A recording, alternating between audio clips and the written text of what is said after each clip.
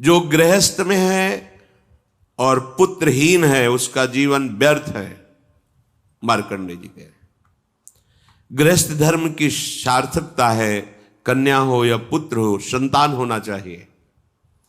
यदि नहीं तो फिर वैराग्य भावना लेकर के दोनों भजन करो, संस्कार लो, गृहस्थ धर्म का त्याग करके वानप्रस्थ या संन्यास वैष्णव जो भी भावना बने भगवत मार्ग का अनुसरण करो, काम बन जाएगा।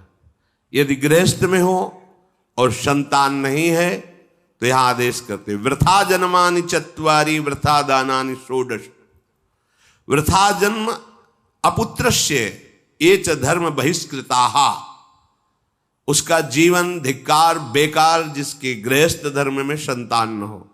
संतान का तात्पर्य केवल बेटा ही नहीं, बेटा और बेटी दोनों समान हैं।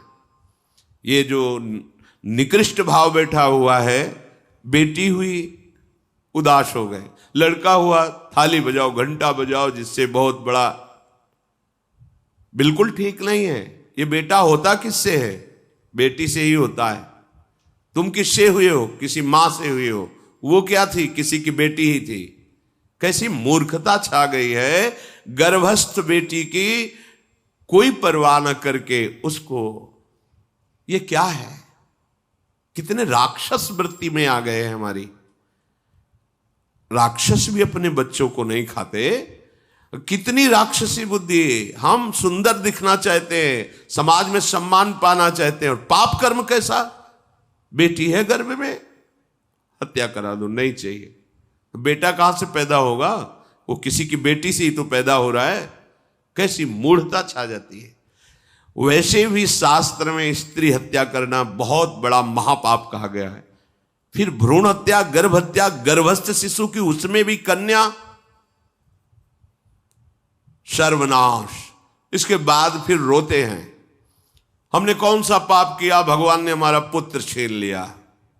कौन सा पाप किया, भगवान ने ऐसा कर दिया। अरे अपने डायरी में तो लिखा करो कि तुमने कौन से पाप किए हैं। फिर जब परिणाम आवे तो सोचोगे तो लगेगा बहुत हल्के में निपाट रहे हैं भगवान, हमें तो बहुत कष्ट मिलना चाहिए। कैसी कैसी निर्दयता बैठ गई हो। हम मनुष्य कहलाते हैं, सदगृहस्थ कहलाते हैं, गर्भ से चलते हैं और गर्भस्थ शिशु की हत्या करते हैं।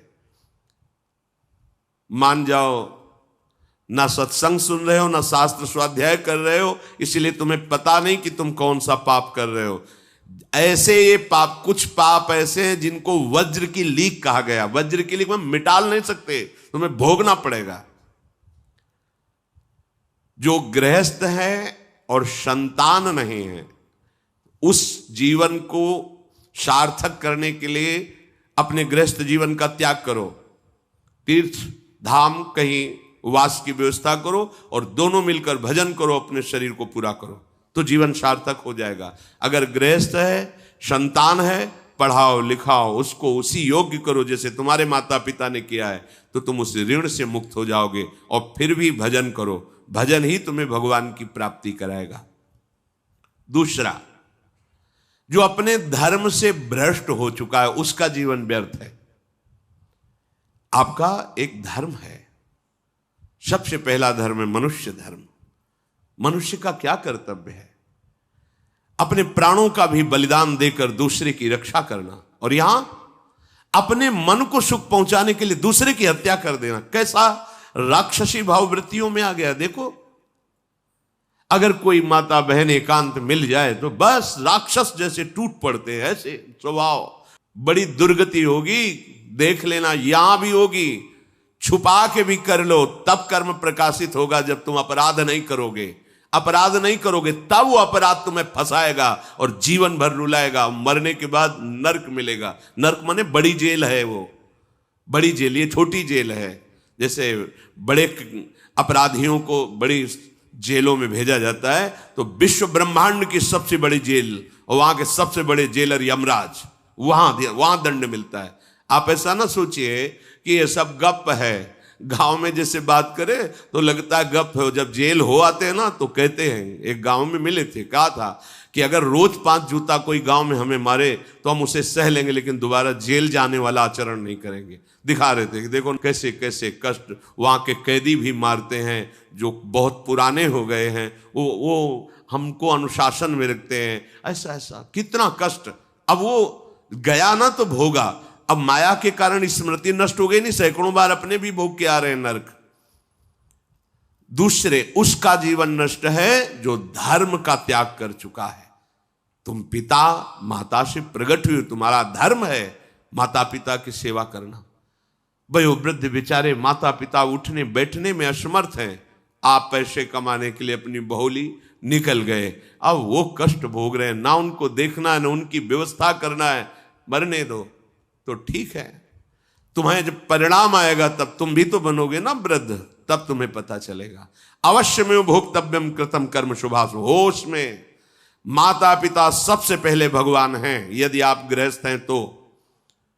अगर आप बाल्यावस्था से भगवान के मार्ग का अनुसरण कर रहे हैं तो फिर भगवान प्रणत कुटुंब पाल रघुराई, भगवान व्यवस्था कर देते हैं। वैराग्य मार्ग में लौटकर पीछे नहीं देखा जाता।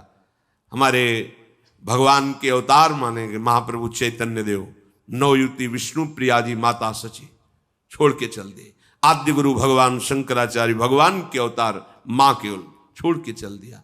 भगवान के मार्ग में यदि ऐसे चले तो भगवान संभाल लेते हो, परम पद मिलता है 21 पीढ़ियों को। मां तो बिल्कुल नजदीक है, 21 पीढ़ियों को भगवत प्राप्ति हो जाती है। और शब्द है प्रणत कुटुंब पाल रघुराई, भगवान स्वयं उसके परिवार का पोषण करते हैं। पर यदि गृहस्थ धर्म में हो और अपने माता पिता का त्याग कर दिया, उनकी सेवा नहीं करते, वो दुख भोग रहे, तो नरक यंत्रणा मिलेगी और जीते जी तुम उन्नति को प्राप्त नहीं हो सकते। तुम्हें भले उन्नति दिखाई देती हो, बाद में परिणाम देख लेना आप।